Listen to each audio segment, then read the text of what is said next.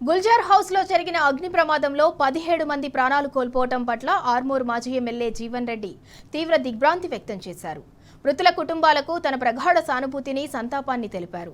క్షతగాత్రులు త్వరలో కోలుకోవాలని ఆకాంక్షించారు. మృతుల కుటుంబాలకు 25 లక్షల ఎక్స్గ్రేషియా చెల్లించాలని, క్షతగాత్రులకు మెరుగైన వైద్యం అందించాలని ఆయన ప్రభుత్వానికి విజ్ఞప్తి చేశారు.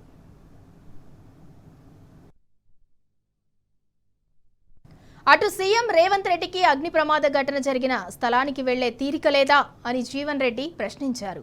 మృతులు, క్షతగాత్రుల కుటుంబాలను ఓదార్చి ధైర్యం చెప్పే బాధ్యతను ముఖ్యమంత్రి మరిచి బాధ్యతారహితంగా వ్యవహరించారని విమర్శించారు.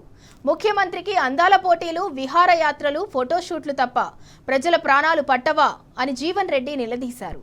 ఎక్కడో ఉన్న ప్రధానమంత్రి, కాంగ్రెస్ అధ్యక్షుడు మల్లికార్జున ఖర్గే, పక్క రాష్ట్రాల ముఖ్యమంత్రులు స్పందిస్తున్నా మన సీఎంకు మాత్రం ఈ ఘటన చాలా చిన్నదిగా కనిపించటం సిగ్గుచేటు అని ఆయన ఎద్దేవా చేశారు.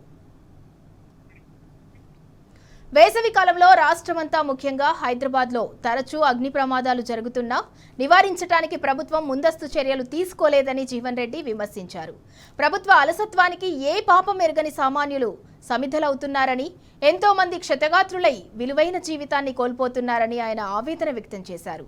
ఇప్పటికైనా కళ్లు తెరిచి వెంటనే అగ్నిమాపక శాఖ సన్నద్ధతపై సమీక్ష నిర్వహించాలని ప్రభుత్వాన్ని జీవన్ రెడ్డి కోరారు.